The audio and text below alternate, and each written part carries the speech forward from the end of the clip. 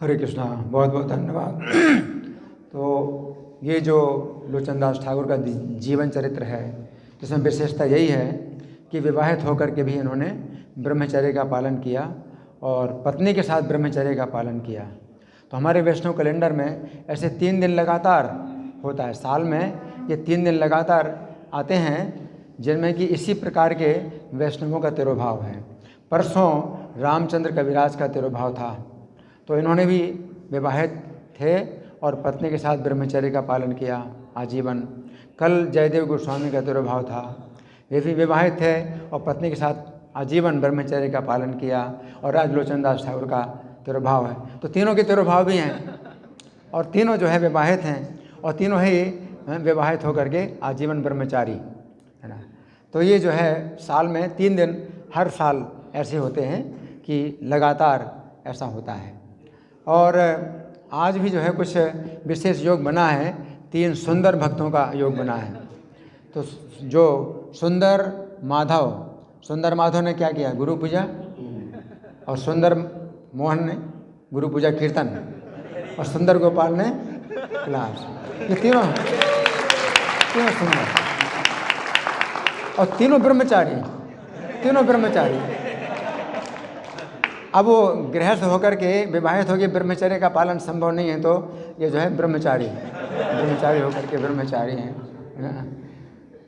तो विशेष बात यह है, बहुत अच्छा इन्होंने जो है सिद्धांत भी समझाया कि 11 वर्ष की अवस्था में इनका विवाह हो गया था, तो ये विवाह के बंधन में नहीं बंधना चाहते थे, तो माता पिता ने विवाह कर दिया। और 11 वर्ष की अवस्था में बच्चे का कुछ ज़्यादा मतलब स्वतंत्रता भी नहीं होती है, बच्चे को माता पिता पर आश्रित रहता है। और पत्नी ससुराल में थी और नरहरि सरकार ठाकुर के साथ ये जो है अध्ययन कर रहे थे और भजन कर रहे थे। और इनके जो पिता थे तो ये भी बहुत संतुष्ट थे, पिता भी बहुत संतुष्ट थे कि हमारा पुत्र जो है बिल्कुल सुरक्षित है, नरहरि सरकार ठाकुर के अनुगत्य में है, तो कोई मतलब उन्हें शिकायत नहीं है। लेकिन फिर उनको भी जो है एक उचित कारण मिला कि पुत्र को घर में आना चाहिए।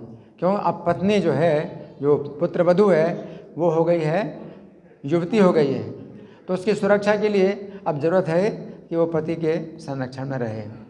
तो नरहरि सरकार ठाकुर से उन्होंने विचार किया कि आपका क्या विचार है? तो मैं तो दोनों तरह से सहमत हूँ, आपके साथ में रहता है तो भी बहुत अच्छा है, लेकिन दूसरा भी एक उचित कारण है कि उसको घर में आना चाहिए। तो नरहरि सरकार ठाकुर ने कहा कि ठीक है, यही उचित है कि ससुराल में जाएं ये और पत्नी को लेके घर में रहें।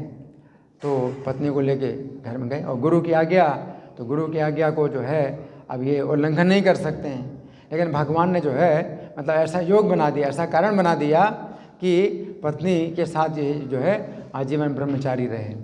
तो वो भगवान ने ऐसा कारण बना दिया कि ये जानते नहीं थे कि कौन देवी हैं, और उन्होंने माता जी कह दिया। और फिर जो है और पत्नी भी जो है मतलब इतनी जो है विरक्त और इतनी पक्की हैं कि उसने भी पूरा सहयोग दिया। उसने भी कहा कि ठीक है, आप जो है अगर धर्म से आप अगर च्युत मानते हैं कि धर्म से आप गिर जाएंगे, अगर पत्नी का व्यवहार करेंगे, तो मुझे भी जो है कोई भोग की आवश्यकता नहीं है, शरीर के भोग की आवश्यकता नहीं है, या मुझे अपनी सेवा में रखिए। तो इनकी पत्नी भी जो है पूर्ण रूप से सहयोग देती थी और इनके साथ भजन में जो है पूरा उसने भी आनंद लिया।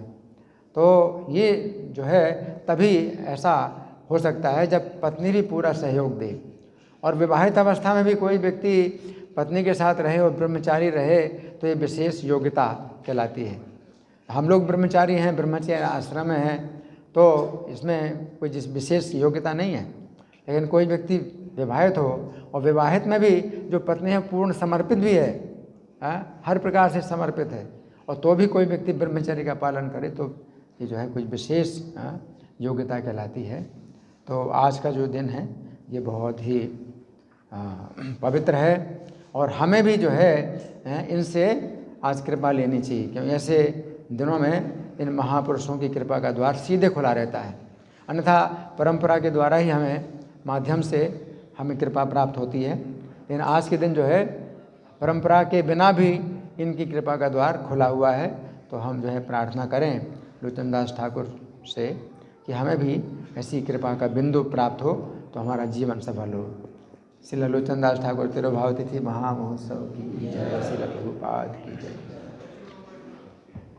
आप बाद में जो प्रश्न है बाद में कर लेंगे, ठीक है।